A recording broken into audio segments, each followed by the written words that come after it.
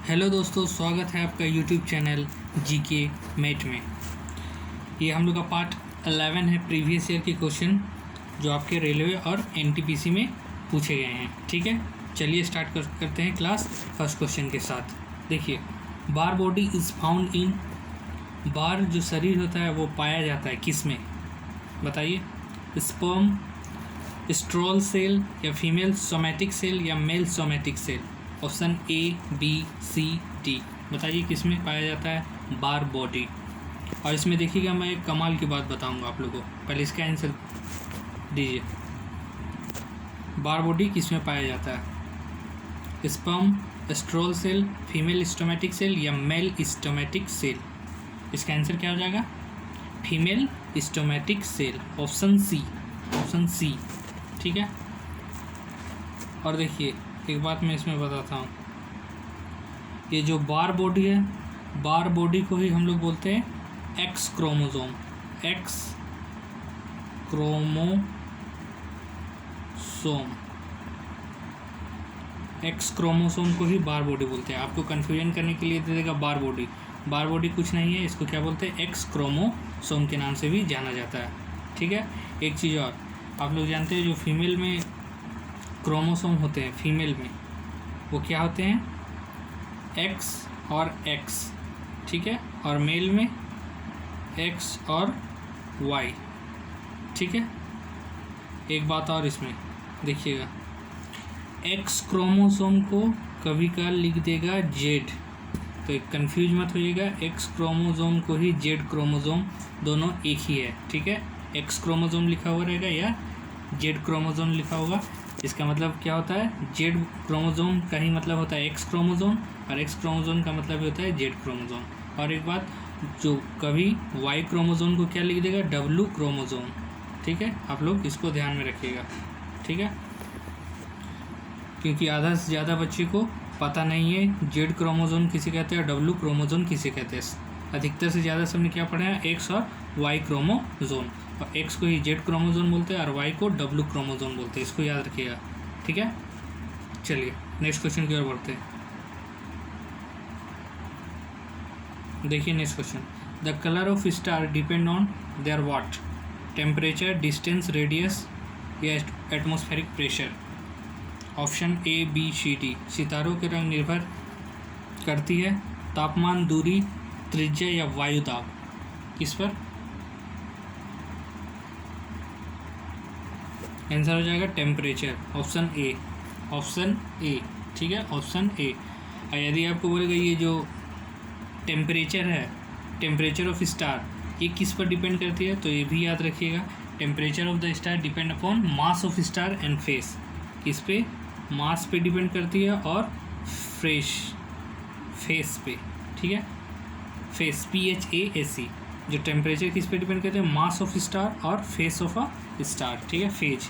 ठीक है, चलिए नेक्स्ट क्वेश्चन, सॉरी ये हो गया।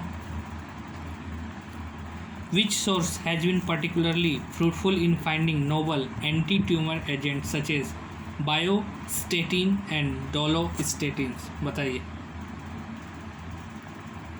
जो स्रोत कौन सी जो नए विरोध ट्यूमर एजेंट जिसमें बायोस्टेटिन्स और डोलोस्टेटिन्स खोज में विषय रूप से उपयोग रहते हैं? किसमें? मैरीन सोर्स, एनिमल, या वेनम एंड टॉक्सिन्स, या कॉम्बिटोरियल केमिस्ट्री। बताइए इसका आंसर क्या होगा?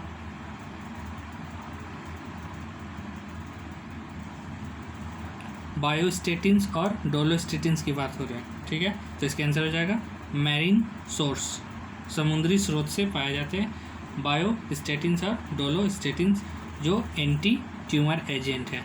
ठीक है, ऑप्शन ए। किस कहाँ से पाए जाते हैं? मैरीन सोर्सेज से। चलिए नेक्स्ट क्वेश्चन की ओर बढ़ते हैं। The pollutant responsible for ozone hole is, यहाँ वन नहीं होगा, is what? CO2, SO2, CO और CFC। इसका आंसर क्या होगा?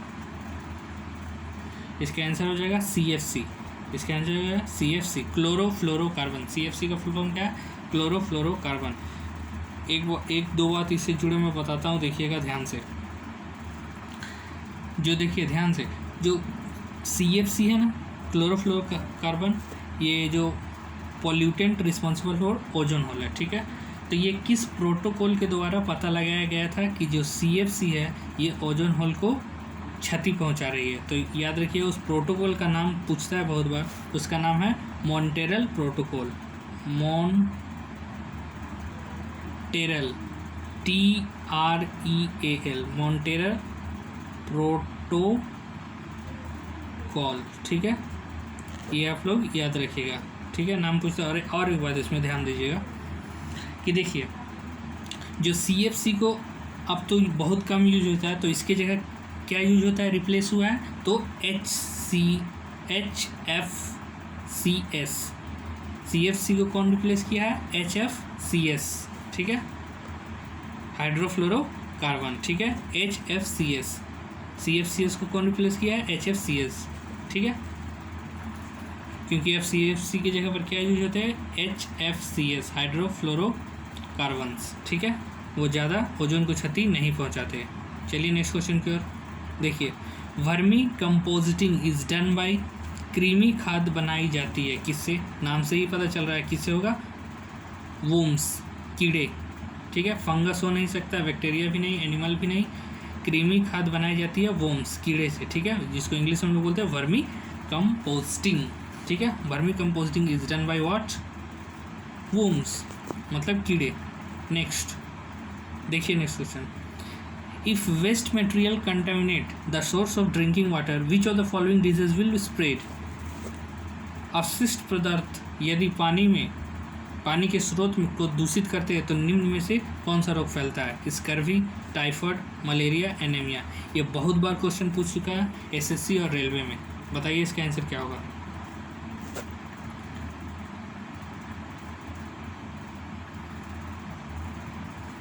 इसका आंसर क्या हो जाएगा, इसका आंसर हो जाएगा ऑप्शन बी, टाइफाइड, ठीक है। क्या हो जाएगा, टाइफाइड।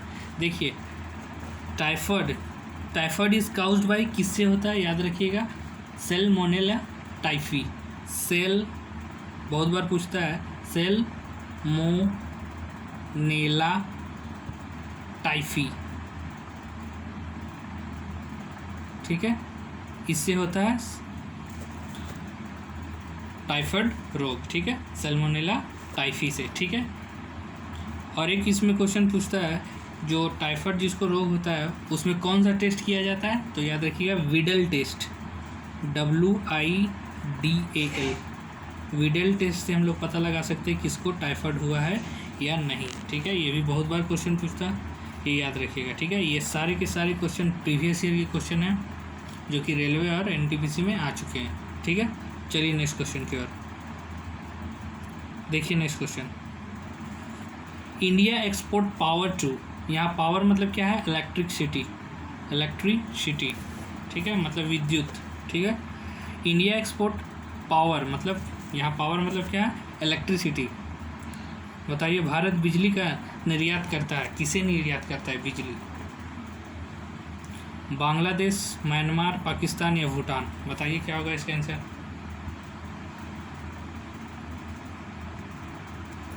इसका आंसर हो जाएगा बांग्लादेश, ठीक है। बांग्लादेश को जो भारत है बिजली निर्यात करता है, एक्सपोर्ट करता है।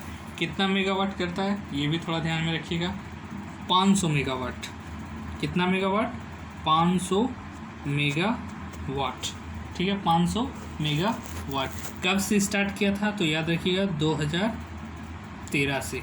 2013 से इंडिया एक्सपोर्ट करता है पावर को, मतलब इलेक्ट्रिसिटी, कहाँ पे, बांग्लादेश को। कितना, 500 मेगावाट। कब से स्टार्ट किया है, तो 2013 से, ठीक है। चलिए नेक्स्ट क्वेश्चन की ओर बढ़ते हैं। देखिए next question, the alkaloid naturally found in coffee, cocoa and cola. बताइए, शराब स्वाभाविक रूप से यह है कॉफ़ी, कोका और कोला पाया जाता है, यह है। बताइए इनमें से कौन सा जो एल्कलाइड नेचुरल फाउंड, जो एल्कलाइड है जो पाया जाता है, बताइए किस में पाया जाता है, कॉफ़ी में, कोकोआ में या कोला में कौन सा एल्कलाइड पाया जाता है, कोकेन, मॉर्फिन या टेटिन या कैफीन। इसका आंसर बताइए, option A, B, C, D। क्या होगा इसका आंसर,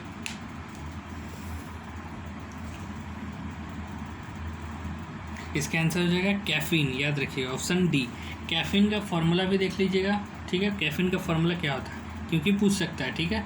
CH10, याद रखिएगा CHH10N4O2, ठीक है। फिर से देख लीजिए C8H10N4 और O2, ठीक है। ये किसका फॉर्मूला है, कैफीन का फॉर्मूला है ये, ठीक है। चलिए नेक्स्ट क्वेश्चन की ओर बढ़ते हैं। देखिए next question, the metal use for making aircraft and rocket is, बताइए विमानों और रॉकेट को बनाने के लिए इस्तेमाल किया जाने वाला धातु कौन सा है। लेड, एल्युमिनियम, निकल या कॉपर। सीसा, एल्युमिनियम, निकल या तांबा, कौन सा यूज होता है एयरक्राफ्ट बनाने में, बताइए। इसका आंसर क्या हो जाएगा, निकल। इसका आंसर क्या हो जाएगा, निकल, ऑप्शन सी, ऑप्शन सी। एक चीज़ याद रखिएगा, निकल और बहुत बार क्या लिख देता है, निकल जहाँ नहीं रहता है ऑप्शन में, देखिए इस ऑप्शन में लेड, एल्युमिनियम, निकल और कॉपर है तो निकल हो जाएगा, ठीक है। बहुत बार क्या करता है, टाइटेनियम भी लिख देता है, क्या लिख देता है, टाइटेनियम, ठीक है। TITANIUM, टाइटेनियम भी यूज होता है, याद रखिएगा, ठीक है। टाइटेनियम भी यूज होता है, ठीक। टाइटेनियम देख लीजिए क्यों यूज होता है और निकल क्यों यूज होता है, क्योंकि ये लोग, ये जो मेटल है वो लेस क्रोसिव होते हैं और टेम्परेचर स्ट्रेंथ इन लोग का बहुत ज़्यादा होता है, ठीक है। और टफनेस भी बहुत ज़्यादा होता है, ठीक है। चलिए next question, the process of improving the quality of rubber by heating it with sulphur is called what. Rubber की गुणवत्ता में सुधार करने के लिए इसे सल्फर के साथ गर्म किया जाने की प्रक्रिया को क्या कहा जाता है। वल्केनाइजेशन, एक्सीलरेशन, सल्फोनेशन या गैल्वेनाइजेशन, क्या होगा इसका आंसर।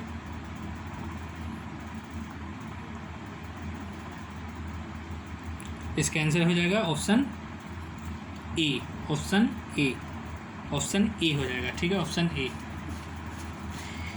इस प्रोसेस जो वल्केनाइजेशन है, वल्केनाइजेशन, इसमें क्या होता है, कुछ नहीं होता है, देखिएगा जो नेचुरल रबर रहता है, नेचुरल रबर को क्या करते हैं, इसमें नेचुरल रबर को कन्वर्ट करते हैं मोर ड्यूरेबल मटेरियल में, ठीक है। मोर ड्यूरेबल मटेरियल मतलब जो रबर को है किस में हम लोग कन्वर्ट कर देते हैं, एक टिकाऊ नेचुरल मटेरियल में, ठीक है, ठीक है। By adding sulphur, by adding sulphur, ठीक है। आप लोग कमेंट में ये बताइए कि गैल्वेनाइजेशन में किसका परत चढ़ाया जाता है, गैल्वेनाइजेशन में आप लोग कमेंट करके बताइए, ठीक है। और इसका आंसर क्या हो जाएगा, ऑप्शन ए, वल्केनाइजेशन। चलिए next question, which state is the largest producer of pulses in India. Bharat में दालों का सबसे बड़ा उत्पादक राज्य कौन सा है, बिहार, राजस्थान, मध्य प्रदेश या Maharashtra. Option A, B, C, D, क्या होगा बताइए।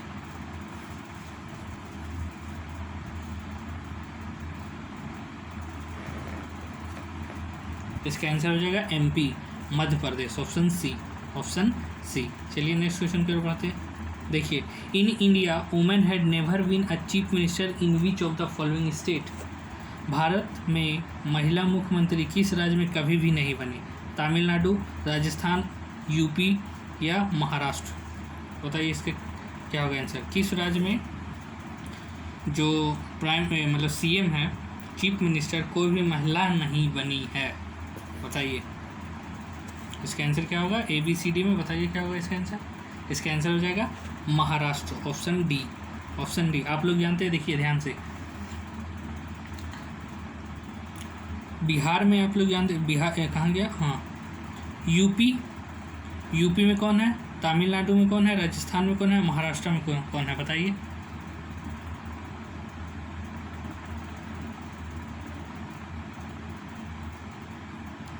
वसुंधरा राजे राजस्थान का है, आप लोग जानते हैं, वसुंधरा राजे राजस्थान का है, ठीक है। एमपी का कौन है, उमा भारती, यहाँ एमपी होना चाहिए, ठीक है, यहाँ एमपी होना चाहिए। एमपी का कौन है, उमा भारती होगा, ठीक है। और उसके बाद देखिएगा ध्यान से। अब बिहार का क्या होगा, बिहार का भी आप लोग ध्यान, राबड़ी देवी थी, ठीक है, मगर महाराष्ट्र में अभी तक कोई भी वुमेन सीएम नहीं बनी है, ठीक है, आप लोग ध्यान दीजिएगा, ठीक है। इसका आंसर क्या हो जाएगा, ऑप्शन डी महाराष्ट्र। महाराष्ट्र में अभी तक कोई वुमेन सीएम नहीं बनी है, ठीक है। बाकी सब में तमिलनाडु, राजस्थान, उत्तर प्रदेश, फिर मध्य प्रदेश और महाराष्ट्र में अभी तक नहीं बनी है कोई। देखिए next question, which of the following is not a noble gas, hydrogen, helium, neon या आर्गन। क्या होगा इसका आंसर,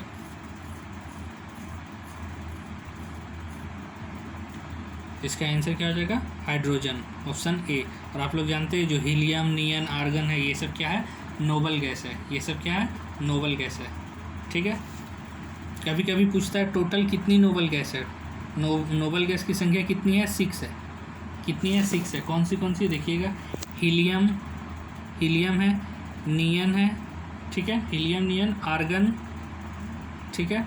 आर्गन के बाद क्रिप्टन, आप लोग जानते हैं क्रिप्टन, उसके बाद जेनन और रेडन, जेनन और लास्ट में रेडन, ठीक है। टोटल कितनी है इसकी संख्या, 6 है, ठीक है। नोबल गैस की संख्या 6 है, ठीक है। और इसका आंसर क्या हो जाएगा, हाइड्रोजन। चलिए next question, which of the following is an organic rock. Organic rock कौन सा है बताइए, मार्बल, कोल, ग्रेनाइट या स्लेट। क्या होगा इसका आंसर, इसका आंसर हो जाएगा कोल। कोल एक ऑर्गेनिक रॉक है। थोड़ा सा ध्यान दीजिएगा, इसमें ध्यान से देखिएगा। कोल जो है वो कौन सा रॉक है, ऑर्गेनिक रॉक है। तो एक याद रखिएगा, ऑर्गेनिक रॉक में कौन सा रॉक, तो याद रखिएगा सेडिमेंट्री रॉक। ऑर्गेनिक रॉक में कौन सा रॉक, सेडिमेंट्री रॉक। कौन है, कोल है। सेडिमेंट्री रॉक भी बोलेगा तो आप लोग क्या बोलेगा, कोल है, ठीक है, कोयला है। और ऑर्गेनिक रॉक भी बोलेगा तो आप लोग क्या बोलेगा, कोयला है, मतलब कोल है, ठीक है। और मार्बल कौन सा है, आप लोग जानते हैं मार्बल कौन सा है, बताइए, मेटामॉर्फिक रॉक। मार्बल क्या है, मेटामॉर्फिक रॉक है। ग्रेनाइट क्या है, इग्नियस रॉक है। और स्लेट क्या है, ये भी मेटामॉर्फिक रॉक है। मगर ऑर्गेनिक रॉक कौन सा है, कोल है, मतलब कोयला है। और कोयला को ही हम लोग सेडिमेंट्री रॉक भी बोलते हैं, ठीक है। चलिए नेक्स्ट क्वेश्चन की ओर पढ़ते हैं। Which among the following has been written famous book Malgudi Days. Malgudi Days किसके द्वारा लिखी गई है, वी.एस. नैपल, दीपक चोपड़ा, रविन्द्रनाथ टैगोर या आर.के. नारायण। बहुत फेमस बुक है, बताइए क्या होगा इसका आंसर।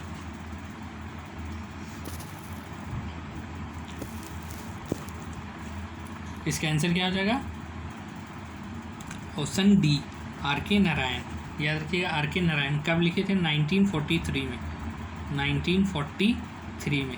ये मेनली जो ये फिक्सन है, फिक्सन मतलब ये रियल स्टोरी नहीं है, मतलब कहानी बनाया हुआ है, ठीक है, फिक्सन है, ठीक है। 19 स्टोरीज़ आप लोग इसमें मिलेंगे, मतलब मालगुडी डेज आप लोग स्टोरी पढ़ेंगे जो कि एक फिक्सन है, इसमें 19 स्टोरीज मिलेंगे।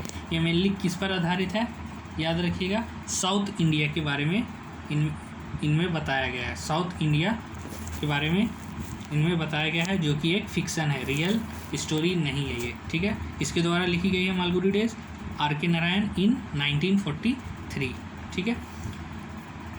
और ये प्रीवियस ईयर के क्वेश्चन है सारे के सारे, और ये मैं 3000 सीरीज़ करा रहा हूँ प्रीवियस ईयर के क्वेश्चन। आप लोग सभी पार्ट देखें, आप लोग से एक भी क्वेश्चन नहीं छूटेगा एसएससी और रेलवे में, ये कंफर्म है, गारंटीड है। क्योंकि आप लोग जानते हैं एसएससी और रेलवे में क्या होते हैं, बहुत बार क्वेश्चन को रिपीट कर देते हैं वो लोग, बहुत आप लोग देखोगे क्वेश्चन रिपीट होता है इसमें, ठीक है। चलिए देखिए,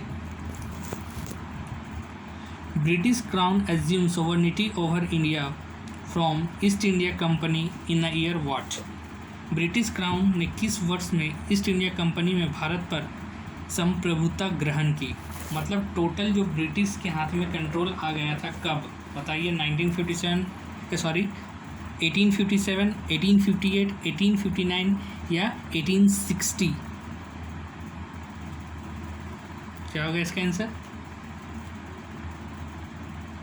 इसका आंसर क्या हो जाएगा, ऑप्शन बी 1858। आप लोग जानते हैं 1857 में क्या हुआ था, रिवोल्ट ऑफ 1857, मतलब आप लोग जानते हैं पहला स्वतंत्रता संग्राम जिसको हम लोग बोलते हैं, सिपोय मिटिनी भी इसको बोलते हैं, ठीक है। जो पहला स्वतंत्रता संग्राम हुआ था आप लोग जानते हैं 1857, रिवोल्ट ऑफ 1857। इसके बाद क्या हुआ था 1858 में ब्रिटिश लोग ने पूरे इंडिया पर अपना कंट्रोल जमाना स्टार्ट कर दिया था।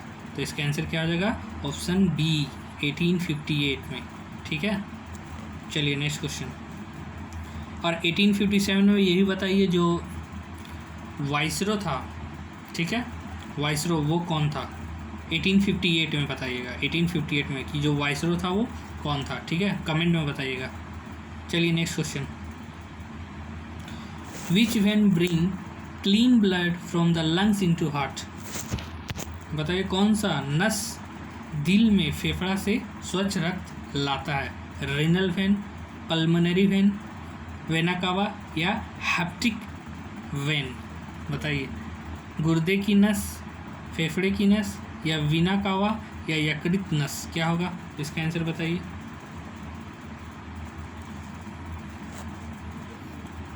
विच veins bring clean blood from lungs into heart, मतलब क्लीन ब्लड कौन सा वेन लाता है फ्रॉम लंग से हार्ट में, क्या होगा इसका आंसर। इसका आंसर हो जाएगा option B pulmonary vein, pulmonary vein, ठीक है, इसको याद रखिएगा। इसमें भी एक दो बात देख लीजिए, ये जो पल्मोनरी वेन है ये कौन सा ऑक्सीजन कैरी करती है, याद रखिएगा oxygenated blood, oxygenated blood carry करती है, ठीक है, इसको याद रखिएगा, ठीक है। बहुत बार पूछता है कौन सा वेन ऑक्सीजनेटेड ब्लड कैरी करती है, तो वो हो जाएगा पल्मोनरी वेन, ठीक है। और ये भी कि कौन सा वेन क्लीन ब्लड को लंग से हार्ट में लाती है, तो वो भी हो जाएगा पल्मोनरी वेन, ठीक है। और ये जो आप लोग एक बहुत बार सुने होंगे डीऑक्सीजनेटेड ब्लड कौन कैरी करता है, तो याद रखिएगा डीऑक्सीजनेटेड ब्लड कौन कैरी करता है, डीऑक्सीजनेटेड ब्लड कैरी करता है सिस्टमिक वेन, याद रखिएगा सिस्टमिक वेन, ठीक है। और इसका आंसर क्या हो जाएगा, ऑप्शन बी, ऑप्शन बी, ठीक है। चलिए नेक्स्ट क्वेश्चन देखिए। Average propensity to consumer is defined as, उपभोक्ता करने के लिए औसत प्रवृत्ति के रूप में परिभाषित किया जाता है। Aggregate consumption, total population, aggregate income plus aggregate change in consumption plus change in income, या एग्रीगेट कंजम्पशन प्लस एग्रीगेट, क्या होगा इसका आंसर। Average propensity to consumer is defined as what, बताइए इसका आंसर क्या होगा।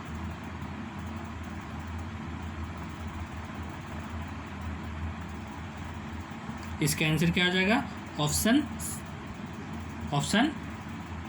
Aggregate consumption plus aggregate income, ठीक है, मतलब change in consumption plus change in income, इसका आंसर ये हो जाएगा, ठीक है। इसका आंसर क्या हो जाएगा, ऑप्शन डी, ऑप्शन डी देख लीजिए, ऑप्शन डी होगा aggregate consumption plus aggregate income, option D, इसको याद रखिएगा, ठीक है, ऑप्शन डी। ये इकोनॉमिक्स का क्वेश्चन है, ठीक है, ये आपको डायरेक्ट याद रखना पड़ेगा, ठीक है। इसका आंसर क्या हो जाएगा, answer D aggregate consumption plus aggregate income. चलिए नेक्स्ट क्वेश्चन देखिए। In short run if a competitive firm is cut losses it will, कम समय के लिए अगर एक प्रतिस्पर्धी फर्म घाटे को कम करती है तो वो क्या कर सकती है, बताइए। अब देखिए कम समय के लिए कोई प्रतिस्पर्धी फर्म घाटे को कम कर रही है, घाटे को कम कर रही है, मतलब वहाँ क्या हो रहा है, लॉस हो रहे हैं, घाटे को कम कर रही है, मतलब ऑलरेडी वहाँ लॉस हो रखे हैं, तो क्या करेगी, स्टॉप प्रोडक्शन, वो उत्पादन करना रोक देगी, बंद कर देगी, ठीक है, क्योंकि वहाँ ऑलरेडी लॉस हो रखा है, ठीक है। चलिए नेक्स्ट क्वेश्चन देखिए। Next question, which of the following high dignitaries who are not the member of parliament has the right to address it, निम्नलिखित उच्च गणमान्य व्यक्ति में से जो सांसद के सदस्य नहीं हैं पर यह पता करने का अधिकार है उसे। किसे? बताइए इनमें से कौन है? Chief justice of India, attorney general of India, solicitor general of India या chief election commission of India? इसका आंसर क्या होगा बताइए? इसका आंसर हो जाएगा attorney general of India. Attorney general of India Bharat का महान्यवादी। ठीक है, चलिए ये लास्ट क्वेश्चन था। मिलते हैं हम लोग नेक्स्ट क्लास में मिलते हैं हम लोग। तब तक के लिए चैनल को सब्सक्राइब कर लीजिएगा और लाइक कीजिएगा और शेयर कीजिएगा सभी को। ठीक है, मिलते हैं हम लोग नेक्स्ट वीडियो में। बाय।